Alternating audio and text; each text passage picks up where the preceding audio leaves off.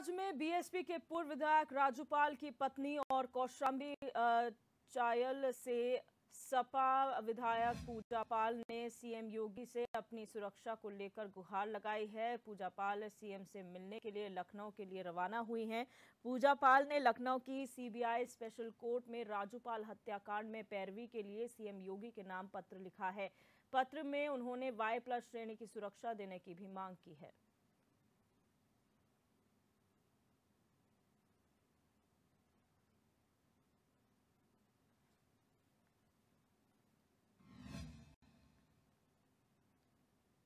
अतीक अहमद की पत्नी शाइस्ता परवीन ने भी सीएम योगी को पत्र लिखा है, जिसमें उन्होंने अतीक की हत्या की आशंका जताई है। साथ ही राजूपाल हत्याकांड के मुख्य गवाह उमेश पाल की हत्या के मामले में सीबीआई जांच कराने की मांग की है।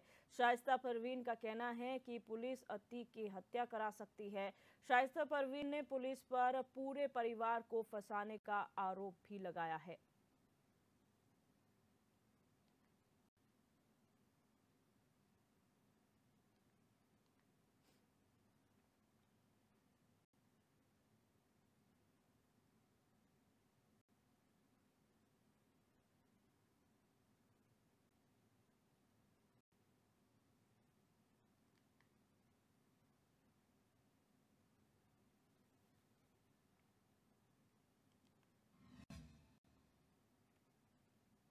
और इसी खबर पर प्रयागराज से हमारे संवाददाता पवन देव हमारे साथ लाइव जुड़ चुके हैं। पवन, पहले तो ये जानना चाहेंगे, जो मुख्यमंत्री को पत्र जो लिखा गया है सपा विधायक पूजा पाल द्वारा, उसमें क्या कहा गया है, क्या मांग की गई है, क्योंकि वो खुद मुख्यमंत्री से मिलने के लिए लखनऊ पहुंची हैं। जी हाँ, बिल्कुल। उमेश पाल हत्याकांड के बाद जिस तरह से जो है गतिविधियां तेज हुई थी और सभी लोग सांत्वना देने उनके घर पहुंच रहे थे, ऐसे में पूजा पाल भी उमेश पाल के घर पहुंची और उनके परिजनों को सांत्वना देने के लिए पहुंची थी। तो उन्होंने वहीं पर जो है मीडिया से बातचीत के दौरान उन्होंने कहा कि हमारी भी सुरक्षा बढ़ाई जाए, इसके लिए हम सीएम योगी से मांग भी करते हैं और उन्होंने पत्र भी लिखा है। उस पत्र में उन्होंने कहा है कि ये एक अंतर्राष्ट्रीय गिरोह है और जो उमेश पाल को जो मारा है उसमें अंतर्राष्ट्रीय स्तर के भी लोग शामिल हैं। तो ऐसे में उनकी जान को खतरा है और वो सीएम योगी से यही मांग कर रहे हैं कि उनकी सुरक्षा बढ़ाई जाए। और जिस तरह से इनके पास 2 गनर थे, एक संदीप निषाद जिनकी जो है मौत हो गई है, दूसरे जो गनर है इनका इलाज चल रहा है। तो ऐसे में वो चाहती हैं कि इनकी सुरक्षा बढ़ाई जाए, जो अन्य जो गवाह बचे हैं उनकी भी सुरक्षा उनके घरों पर बढ़ाई जाए। साथ ही जो उमेश पाल के जो परिजन हैं उनके घर पे भी सुरक्षा अभी तो दी गई है, लेकिन बाद में भी सुरक्षा बढ़ाई जाने की मांग पूजा पाल ने सीएम योगी से की है। जी पवन, अगर बात करें इस पूरे मामले में, अब अतीक अहमद की पत्नी भी सामने आई है और शाइस्ता परवीन का ये कहना है कि अतीक अहमद की हत्या हो सकती है, पुलिस उनकी हत्या करवा सकती है। तो किस तरीके से इस मामले को देखा जा रहा है और क्या कहा है शाइस्ता परवीन ने? जी हाँ, बिल्कुल। उनका भी ये मानना है कि जिस तरह से ये भी हत्याकांड हुआ है तो उनके बेटों का, उनके 2 बेटे ऑलरेडी जेल में चल रहे हैं, उनके तीसरे बेटे का नाम असद का नाम चल रहा है। तो ऐसे में उनके दिमाग में यही चल रहा है कि अभी इसके पहले जेलों में जो माफिया थे उनको गोलियों से भून दिया गया, जैसे मुन्ना बजरंगी जैसे लोगों को जेल के अंदर मार दिया गया। तो उनके दिमाग में यही चल रहा है कि ऐसा ना हो कि हम उनके जो पति हैं वो पूर्व सांसद अतीक अहमद को भी ऐसा ना हो कि जेल में ही कुछ ऐसी गतिविधि हो कि उनको भी मरणासन अवस्था में जाना पड़े। तो इसको लेकर के वो चाह रही हैं कि उनके पति की जो है हत्या ना हो और उनका परिवार सुरक्षित रहे यहाँ पर प्रयागराज में।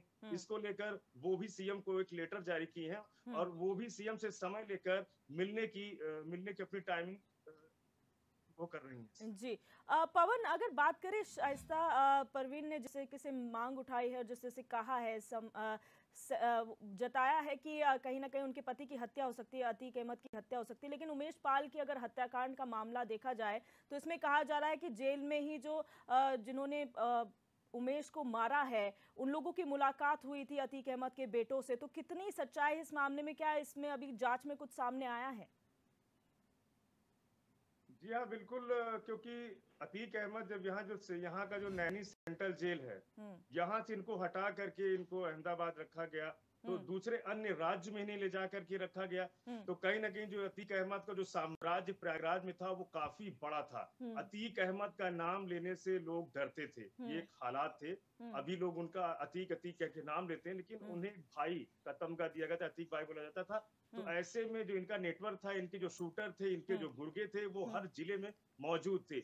जब भी चुनाव आता था, चुनाव के समय में जैसे धन बल की जब जरूरत पड़ती थी, जहां जनसंपर्क के लिए लोगों को बुलाया जाता था, बड़ी जनसभाओं में लोगों को इकट्ठा करने का काम इनके वही शूटर करते थे। तो ऐसे में जो इनका नेटवर्क था वो जेल के अंदर भी काम करता था।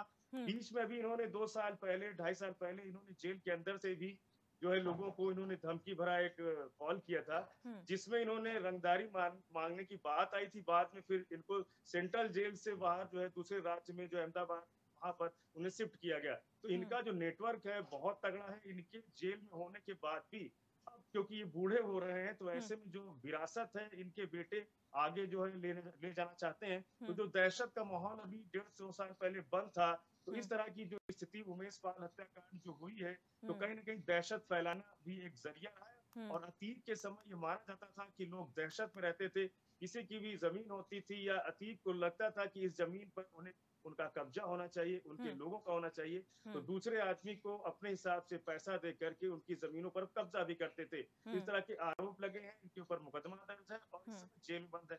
तो अपने पिता की विरासत को भी आगे ले जाना चाहते हैं, लेकिन अब जो इनका जो तीसरा बेटा है वो उसकी जेल जाने की स्थिति बन रही है। ऐसे में जो शाइस्ता परवीन है, ज्योति की पत्नी है, वो बसपा में मेयर का चुनाव भी लड़ने जा रही है। तो कहीं ना कहीं अगर ये स्थिति बनती है तो ना वो चुनाव लड़ पाएंगी, और 2024 में हो सकता है कि बहुजन समाज पार्टी के बैनर तले अतीक अहमद फिर से लोकसभा के चुनाव में अपना पर्चा दाखिल करे।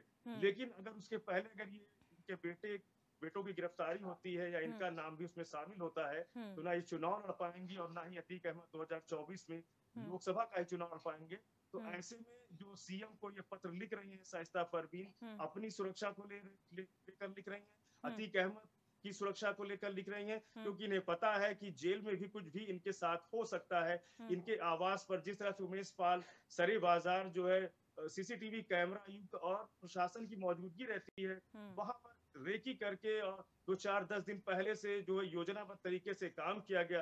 शूटरों ने बड़े ही आराम से उन्हें 27 सेकंड में मारकर और फरार हो गए। स्थिति ऐसी थी कि लग रहा था कि कोई फिल्म की शूटिंग हो रही है, क्योंकि प्रयागराज में भी 2-3 फिल्मों की शूटिंग भी हो रही है। तो ऐसे में जो लोग थे आने जाने वाले, उन्हें लगा कि किसी फिल्म की शूटिंग तो नहीं चल रही है, क्योंकि सीएम योगी ने बॉलीवुड को आमंत्रण भी दिया है कि आप उत्तर प्रदेश में आए और यहाँ पर शूटिंग करें और आपको इसमें जो है सब्सिडी भी दी जाएगी। तो लोगों को पहले लगा कि 3 फिल्मों की शूटिंग हो रही है, हो सकता है किसी फिल्म की सीन का सिक्वल यहाँ पे रिकॉर्ड किया जा रहा है, लेकिन बाद में पता चलता है कि नहीं, ये तो एकदम लाइव जो है हत्या की गई है। तो सीएम योगी से जो मांग कर रही है पूजा पाल और सीएम योगी से जो अतीक अहमद की पत्नी मांग कर रही है सुरक्षा की, दोनों लोगों को ये डर लग रहा है कि उमेश पाल की जिस तरह से हत्या हुई है, उनके साथ भी बड़ी अनहोनी हो सकती है। पूजा पाल ने यहाँ तक कहा है कि अंतरराष्ट्रीय गिरोह के लोग इसमें शामिल है, क्योंकि अतीक अहमद जेल में होने के बाद भी वो अपनी जो रणनीति है वो तय कर रहे हैं, कारगर। तो कहीं ना कहीं ये जो दोनों पत्र लिखे गए हैं, दोनों ही जो एक सांसद की पत्नी है, पूर्व सांसद की अतीक अहमद की, और एक वर्तमान में चायल की विधायक है पूजा पाल, तो इनको सता रहा है डर कि कहीं इनके साथ भी कोई बड़ी अनहोनी ना होने पाए। ऐसे में कल सिद्धार्थनाथ जी जो उमेश पाल के जो मृतक के उनके परिजनों से मिलने गए थे, पूर्व कैबिनेट मंत्री रहे सिद्धार्थनाथ जी ने, और जब मीडिया ने सवाल किया उनसे कि क्या जो है पूजा पाल की सुरक्षा बढ़ाई जाएगी, सीएम योगी से वो मांग कर रही है, क्योंकि शहर पश्चिमी जो है उनका विधानसभा क्षेत्र था। ऐसे में जब वो समाजवादी पार्टी में आती है तो कहीं ना कहीं जो राजनीतिक जो ऊंट का जो ऊंट है वो करवट लेता है, और जो समाजवादी पार्टी के जो विधायक और सांसद जो अतीक और अशरफ थे, जो दोनों सगे भाई थे, इन लोगों पे आरोप लगा था राजू पाल की हत्या का। तो ऐसे में ये समाजवादी पार्टी में फिर से गई पूजा पाल और अब वो सुरक्षा की मांग कर रही है। तो मंत्री सिद्धार्थनाथ जी का भी, पूर्व मंत्री सिद्धार्थनाथ जी का भी कहना था कि क्या ये अब गवाही देंगी अतीक के खिलाफ। तो ऐसे में एक बड़ा सवाल पूर्व मंत्री सिद्धार्थनाथ सिंह ने भी कहा है कि ये काम तो पुलिस का है कि उनकी सुरक्षा की दृष्टिगत उन्हें गनन मिले या सुरक्षा बढ़ाई जाए, लेकिन अगर योगी जी से वो मांग कर रही हैं तो सबसे पहले वो ये तय करें कि क्या वो अतीक अहमद के खिलाफ गवाही देंगी या फिर वो गवाही से मुकर जाएंगी। जी पवन, बहुत शुक्रिया हमारे साथ जुड़ने के लिए और